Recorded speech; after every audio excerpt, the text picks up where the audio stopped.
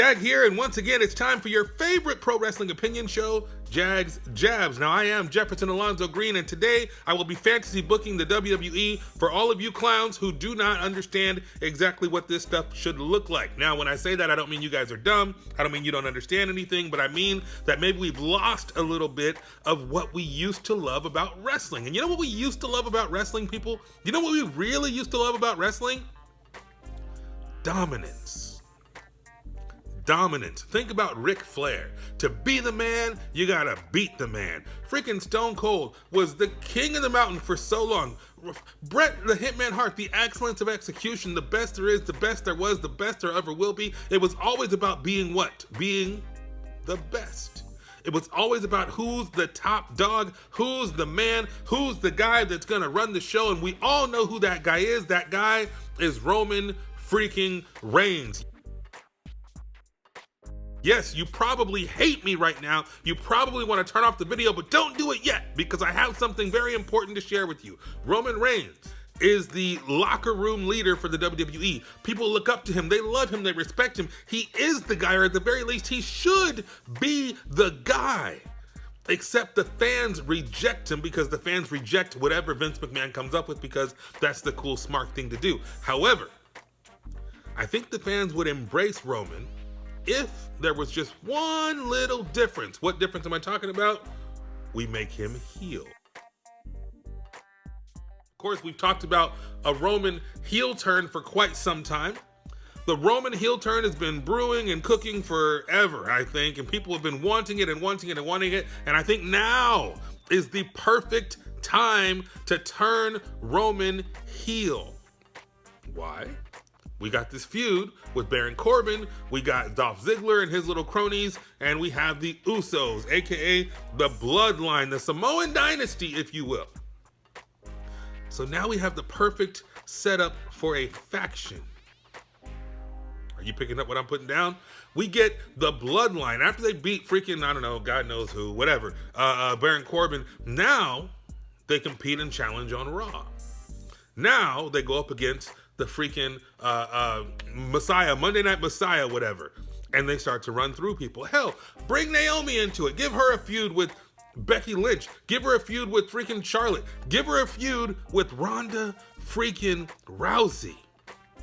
So now we got the Usos. We got Roman Reigns. Give the Usos the SmackDown Championship, which they've had before. But oh no, we're going to do something just a little bit different. We're going to mix it up and we're going to give them both 2 tag team titles. Let's say at Survivor Series, they challenge the Raw Tag Team Champions and they win. And now they have both tag team championships. They are kings of the mountain. They are the most dominant tag team in the WWE. Roman Reigns can't be beaten. He's Superman punching and spearing the daylights out of everybody. He's beating everybody and their cousin, except wait a second, who is his cousin?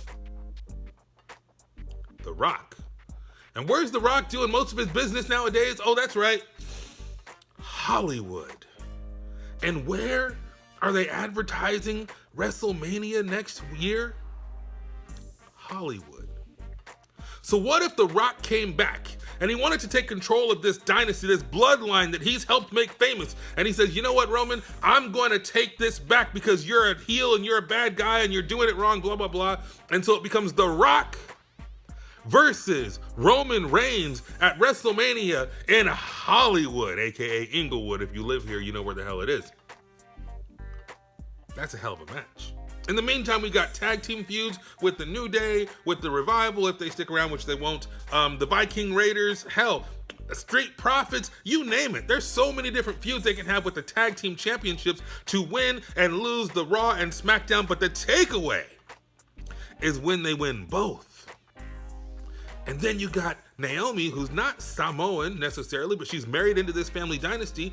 So she's kicking butt and she wins the SmackDown Championship or the Raw Championship. She feuds with Ronda Rousey. She feuds with Becky Lynch. She feuds with Charlotte Flair. She feuds with Rhea Ripley. She feuds with Shayna Baszler. All kinds of opportunity. Not to mention, holy mother of pearl, we have The Rock's daughter in NXT. And I know she won't be ready for a while, but we could bring her in for a couple of, tearjerker segments. We got Zephyr. We can bring him back. Future stars of wrestling out of Los Angeles. I'm sorry, not Los Angeles. Las Vegas. He would love to come in and be a new face, kind of a wrecking machine, if you will, to destroy any up-and-coming people for maybe I don't know, for the TV title, not TV, I guess they don't have TV, for the US title, I'm sorry, that's what I was thinking of. For the United States title, we can build a new Samoan superstar in the process. Holy mother of pearl, I like this. I like it because dominance freaking sells. I don't know if you guys really grasped this, and it didn't really hit me as hard as it probably should have until I started listening to Jim Cornette's podcast. You know the best part of Smoky Mountain, of Memphis, Georgia, Mid-South, you name it? All those guys, they go from town to town to town to town and tell essentially the same story over and over again, so they couldn't change titles. There was no internet. There wasn't a matter of passing things back and forth. This guy was the man, and if you wanted to be the man, you had to beat the man, and you beat the man at Starrcade. You beat the man at Great American Bash. You beat the man at these huge shows, and that's what we're missing. The shows don't feel huge anymore because we're passing around title belts like blunts at a Snoop Dogg concert. We need consistency. Remember when John Cena was champion forever? Yeah, that worked. Why did it work? Because we knew who the man was. Right now we got a clown playing fake Mr. Rogers, who wrestles once in a while and all he does is steal mankind's mandible claw. Come on, people, that's whack. On the other side, we got Brock Lesnar, who's pretty damn clear he's the man. But he's a part-time man. I know he's been there a lot more lately. But nobody likes him. He can't work a mic. He shows up, he does some German suplexes, and that's it. Yeah, he had a hell of a freaking run at and around Royal Rumble, not taking anything away from Brock. But you know what? If we had Roman week after week with that intense heat, man, that could work. That's going to do it for Jags Jabs. Let me know what you think in the comments. Do you like the idea of a bloodline faction to dominate and rule the WWE? Think about Roman versus face AJ Styles. Roman versus face Kevin Owens. Roman versus face, I don't know, Randy Orton. Hell, Roman versus face anybody. Hell, bring anybody you want. Seth Rollins. It doesn't matter. It could be freaking amazing. So let me know. Hit me up at AKA The Jag. Send me all the hate. Send me all your love at AKA The Jag on Facebook, Instagram, Twitter. Be sure to follow us at MakeMeAFan316. Let me know what you think because I would love to see the Bloodline and the Samoan Dynasty clash. Roman versus The Rock. WrestleMania 37? I guess it is 38. I don't know. In Hollywood. No better place for The Rock.